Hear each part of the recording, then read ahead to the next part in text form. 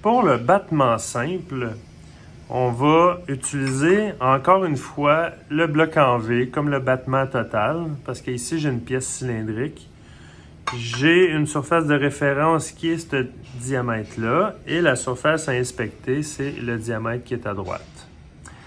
La différence entre le battement simple et le battement total, il n'y a pas beaucoup de différence, mais c'est un détail qui change. Finalement, le battement total, c'est qu'on va prendre, par exemple, 3 révolutions sur notre diamètre et sans changer le zéro de notre indicateur, on va noter la variation du point le plus haut de n'importe quel cercle avec le point le plus bas de n'importe quel cercle. Ce qui fait que le battement total va vérifier si notre pièce est conique ou non conique en même temps, si la rectitude est bonne. En fait, tout ce qui est erreur de conicité, de rectitude, on va le détecter avec le battement total en comparant toutes les mesures prises de nos différentes révolutions. Tandis que le battement simple, on ne vérifie pas la conicité, on ne vérifie pas la rectitude, on vérifie seulement la surface de notre diamètre par rapport à l'axe de la référence. Mais le mode de vérification est très similaire au battement total. Ce que je vais faire, je vais prendre 3 révolutions sur mon diamètre, je vais les noter sur ma feuille et ensuite, on va interpréter les données. Première étape, toujours très important, on vérifie que notre surface de référence soit à 0 pendant la rotation. Ici, je tourne mon diamètre et je vois que ma surface de référence est bien déposée et tourne à 0. Je vais faire un zoom pour que vous puissiez voir.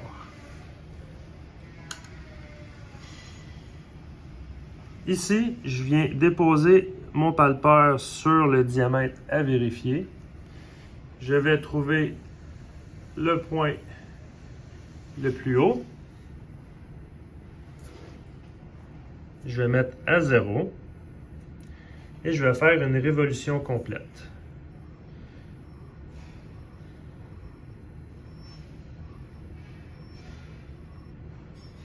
Là, mon aiguille va à droite et à gauche de mon 0. Fait que je vais prendre par exemple le point le plus bas, je vais le mettre à 0 et je vais noter ma variation de mon premier cercle. Ici, j'ai 3 millièmes. Je me suis fait un petit dessin. J'ai 0, j'ai 3 millièmes. Je continue. Je m'en viens dans le milieu. Je trouve mon point le plus haut. Et là, c'est là quelle est la différence avec le battement total. C'est qu'avec le battement simple, je vais remettre mon indicateur à 0 parce que chaque révolution est indépendante l'une des autres. Vous allez comprendre après pourquoi. Je vais faire une révolution complète. Mon point le plus bas, comme tantôt, je l'avais mis à 0. Je peux le mettre à 0, il n'y a pas de problème. On va garder la même façon de faire. Mon point le plus haut se trouve à presque 4 millièmes et demi, 5 millièmes. Je vais prendre ça en note. Ici, j'ai 0. Ici, j'ai 4 millièmes et demi. Et on continue. Je vais aller à droite.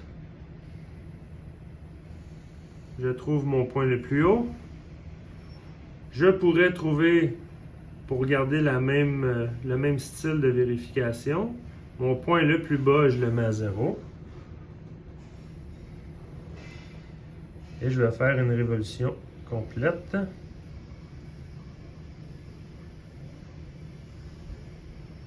J'ai 6 millièmes au total.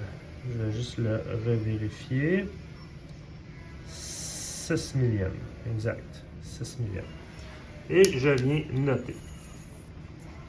0 et 6. Pour le battement simple, chaque révolution est complètement indépendante les unes des autres, ce qui fait que on prend le cercle, la révolution qui a la plus grande valeur. Ici, on a une valeur de 3 millièmes.